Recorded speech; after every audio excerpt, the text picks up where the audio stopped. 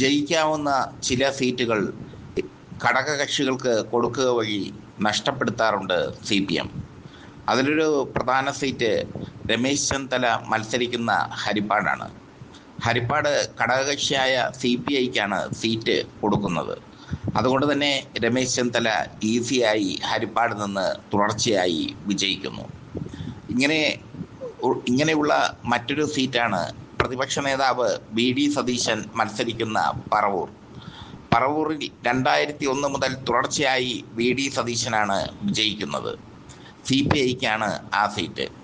CPIക്ക് ഒഴിഞ്ഞു വെച്ച സീറ്റ് എന്ന് വേണമെങ്കിൽ പറവൂർ നിയോജക മണ്ഡലത്തെ പറയാം.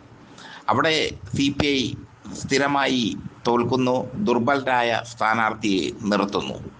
മുമ്പ് പന്ന്യൻ രവീന്ദ്രൻ പറവൂരിൽ മത്സരിച്ചപ്പോൾ ടൈറ്റ് ഫൈറ്റ് നടന്നെങ്കിലും സതീശൻ രക്ഷപ്പെട്ടു. കഴിഞ്ഞ തെരഞ്ഞെടുപ്പിൽ CPIയിലെ നിക്സണെയാണ് സതീശൻ പരാജയപ്പെടുത്തിയത്. പക്ഷേ ഇത്തവണ പറവൂർ CPMന്റെ പ്രധാന ടാർഗറ്റായി മാറിയിരിക്കുന്നു. പറവൂരിൽ VD സതീശനെ തോൽപ്പിക്കാൻ CPIയിൽ നിന്ന് സീറ്റ് ഏറ്റെടുക്കാൻ CPM തയ്യാറായിരിക്കുന്നു എന്നതാണ് ശ്രദ്ധേയമായ കാര്യം. പറവൂരിൽ സതീശന് ഒരുപാട് എതിർ ഫാക്ടറുണ്ട് ഇപ്പോൾ, എതിർ ഘടകങ്ങളുണ്ട് ഇപ്പോൾ. ഒന്നാമതായി തുടർച്ചയായി സതീശൻ ജയിക്കുന്നു എന്നത് തന്നെയാണ് എതിർ ഘടകം. മറ്റൊന്ന് SNDPയുടെയും NSSന്റെയും എതിർപ്പാണ്. സുകുമാരൻ നായരും സതീശനും തമ്മിൽ കൊമ്പ് കോർത്തിട്ട് കാലങ്ങളേറെയായി. ഇപ്പോഴും ഇരുവരും തമ്മിലുള്ള വഴക്ക് തീർന്നിട്ടില്ല. മറ്റൊന്ന് വെള്ളാപ്പള്ളി നടേശൻ സതീശനെ തോൽപ്പിക്കും എന്ന് പറഞ്ഞതാണ്. BDJS സ്ഥാനാർത്ഥിയാണ് പറവൂരിൽ മത്സരിക്കുന്നത്. ഇത്തവണ BDJS ശക്തമായ ഒരു പോരാട്ടം തന്നെ പറവൂരിൽ കാഴ്ചവെക്കുമെന്ന് വെള്ളാപ്പള്ളിയുടെ വാക്കുകൾ കൊണ്ട് വ്യക്തം. ഒരുപക്ഷെ സാക്ഷാൽ തുഷാർ വെള്ളാപ്പള്ളി തന്നെ പറവൂരിൽ മത്സരിച്ചേക്കാം. അത്രയ്ക്ക് വാശിയുണ്ട് നടേശന് സതീശനോട്. സതീശനെ തോൽപ്പിക്കുമെന്ന് പ്രതിജ്ഞയെടുത്ത് നടക്കുകയാണ് വെള്ളാപ്പള്ളി നടേശൻ. ചുരുക്കത്തിൽ NSSും SNDPയും സതീശന് എതിരാണ്. ഈ സാഹചര്യത്തിൽ ശക്തനായ ഒരു സ്ഥാനാർത്ഥിയെ നിർത്തിക്കഴിഞ്ഞാൽ ആ സീറ്റ് പിടിച്ചെടുക്കാൻ കഴിയുമെന്ന് ഇടതുപക്ഷം, പ്രത്യേകിച്ചും CPM കണക്ക് കൂട്ടുന്നു. അതുകൊണ്ട് തന്നെ പറവൂർ സീറ്റ് CPM ഏറ്റെടുക്കും. CPIക്ക് മറ്റേതെങ്കിലും സീറ്റ് പകരം നൽകും. ഇതാണ് CPMന്റെ തന്ത്രം. 2026 നിയമസഭാ തെരഞ്ഞെടുപ്പ് ജീവൻ മരണ പോരാട്ടമാണ് UDFനും LDFനും. മൂന്നാമതും ഒരിക്കൽ കൂടി പിണറായി സർക്കാർ അല്ലെങ്കിൽ ഇടതുപക്ഷ സർക്കാർ എന്നതാണ് CPMന്റെ ലക്ഷ്യം. ആ ലക്ഷ്യത്തിൽ കണ്ണുവെച്ചാണ് CPM പ്രവർത്തിക്കുന്നത്. പറവൂരിൽ VD സതീശനെ തോൽപ്പിക്കാൻ ഇപ്പോഴത്തെ സാഹചര്യത്തിൽ എളുപ്പമാണെന്ന് CPM കണക്ക് കൂട്ടുന്നു. ഒന്നാമത്തെ കാര്യം, ഈ പറഞ്ഞതുപോലെ തുടർച്ചയായി ഒരു MLA കണ്ട് ജനങ്ങൾക്ക് മടുത്തു എന്നുള്ളതാണ്. 2, സാമുദായിക ഘടകങ്ങളുടെ എതിർപ്പാണ്, സാമുദായിക ശക്തികളുടെ എതിർപ്പാണ്. മൂന്നാമതൊരു ഘടകം കൂടി സതീശന് ഇപ്പോൾ തിരിച്ചടിയായി മാറിയിരിക്കുകയാണ്. അത് കോൺഗ്രസിലെ ഇപ്പോഴത്തെ പവർ ഗ്രൂപ്പായ ഷാഫി പറമ്പിലിൻ്റെ നീരസമാണ്. രാഹുൽ മാങ്കൂട്ടത്തിനെതിരെ സതീശന് എടുത്ത നടപടി ഷാഫി പറമ്പിലിനാണ് കൊണ്ടത്. ഇപ്പോൾ KC വേണുഗോപാൽ നയിക്കുന്ന പവർ ഗ്രൂപ്പാണ് കേരളത്തിലെ കോൺഗ്രസിനെ നയിക്കുന്നത്. അതുകൊണ്ട് തന്നെ VD സതീശനെ ഒതുക്കാൻ KC വേണുഗോപാലിനും താല്പര്യം ഉണ്ടാകും. കോൺഗ്രസ് വോട്ടുകൾ മറിയാം എന്നുള്ളത് ഇതിലൂടെ വ്യക്തമാകുന്നു. CPM മത്സരിപ്പിക്കുകയാണെങ്കിൽ അതിന് ഏറ്റവും കൂടുതൽ യോഗ്യൻ CPMന്റെ എറണാകുളം ജില്ലാ സെക്രട്ടറി S സതീശാണ്.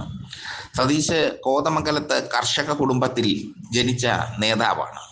യുവധാരയുടെ മാനേജറായിരുന്നു. DYFIയുടെ മുഖമാസികയായ യുവധാരയുടെ മാനേജറായിരുന്നു സതീശിനെ മത്സരിപ്പിക്കാനാണ് CPMന്റെ ആഗ്രഹവും.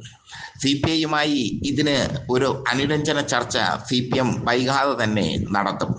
തദ്ദേശ സ്വയംഭരണ തെരഞ്ഞെടുപ്പ് കഴിയുന്നതിന് മുമ്പ് തന്നെ പറവൂരിലെ ചിത്രം തെളിയും. പറവൂരിൽ VD സതീശനെ തോൽപ്പിക്കാൻ കഴിഞ്ഞാൽ അത് വലിയൊരു വിജയമാകും CPMന്.